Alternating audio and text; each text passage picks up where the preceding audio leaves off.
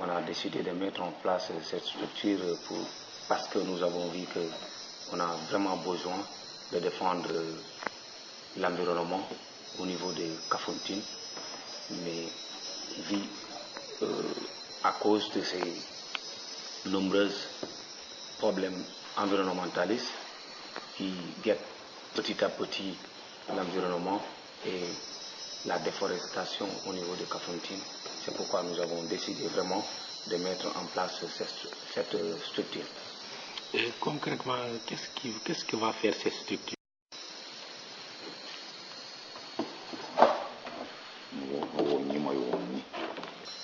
Dans l'environnement, dans le social et dans la culture, mais aussi dans l'économie. Voilà, pour pouvoir mener à bien un combat, pour pouvoir le réussir, il faut souvent être formé. Est-ce que vous êtes formé en ce sens? Oui, nous sommes formés dans ce sens. Formés par le Global Eco-Village, Gaia Education. Et vous avez été formé pour mener quel type de combat? Nous sommes formés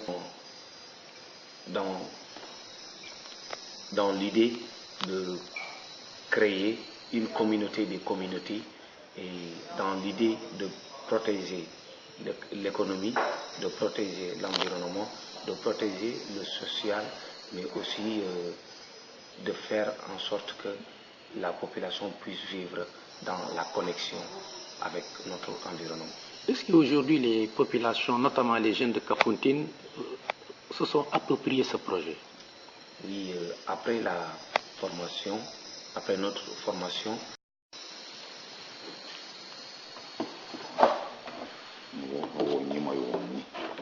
petit à petit, ils viennent petit à petit et s'intéressent vraiment au projet. Aujourd'hui, vous comptez combien de membres à l'heure où nous parlons? À l'heure où nous parlons, nous sommes au nombre de 45 personnes, filles, garçons et tout.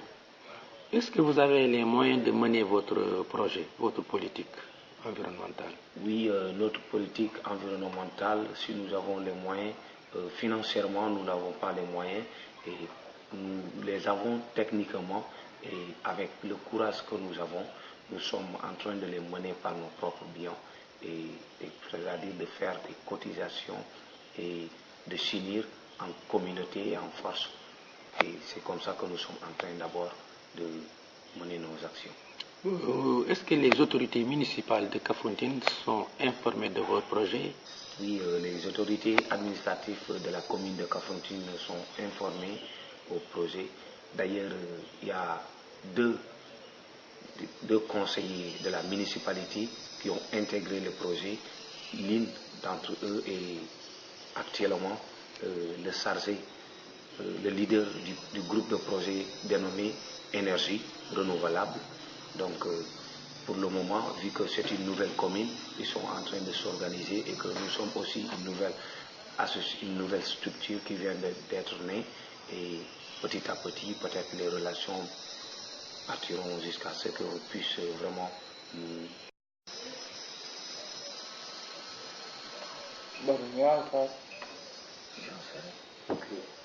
de 2 mois d'existence. Mais concrètement sur le terrain, quel acte vous avez déjà posé? Oui, concrètement sur le terrain, nous avons pu accueillir ici une autre structure dénommée de People Coast. Les gens de la côte populaire venus de la Gambie à la Guinée, ils étaient là. Nous les avons invités ici à Kafountine. Nous avons pu faire des études dans l'environnement de Kafountine, échanger des connaissances. Et nous, en tant que DENK seul, nous avons pu scinder notre association pour le moment, comme nous sommes une nouvelle association et une nouvelle structure. Nous avons pu ouvrir que 3 branches qui sont l'énergie, l'écotourisme et la permaculture. Actuellement, dans le terrain, ce que nous sommes en train de faire, c'est de créer un jardin qui va nous permettre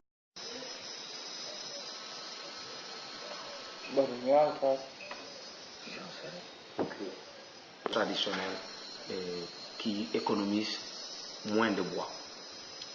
mais aussi de créer un village et la conservation de la tortue de mer.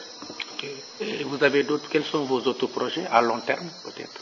À long terme, nous avons des projets farouches, comme par exemple nous sommes en train, nous pensons créer une éco-parc ici à Kafountine, à la forêt de Djinabantan, la forêt historique et culturelle de nos ancêtres qui existe toujours. Nous voulons le protéger. Pour cela, nous avons l'idée de créer une éco-parc.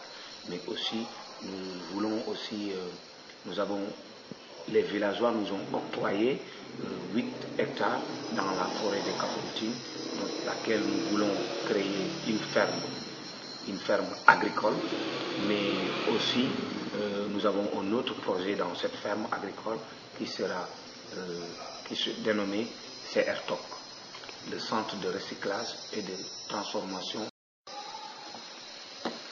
de nos sols menacés par les produits plastiques et autres, les polluants. Donc nous avons jugé nécessaire de créer ce projet dénommé CRTOC. Voilà, M. Sagna, une dernière question. Si vous avez aujourd'hui un message à lancer aux autorités municipales, aux autorités étatiques ou aux bonnes volontés, aux partenaires, quel serait ce message?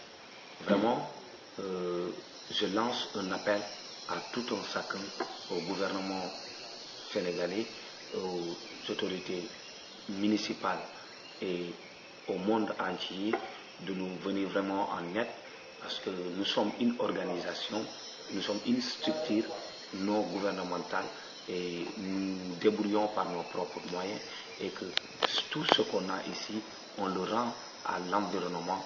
Nous sommes aujourd'hui des relais qui veulent vraiment se battre pour le développement durable.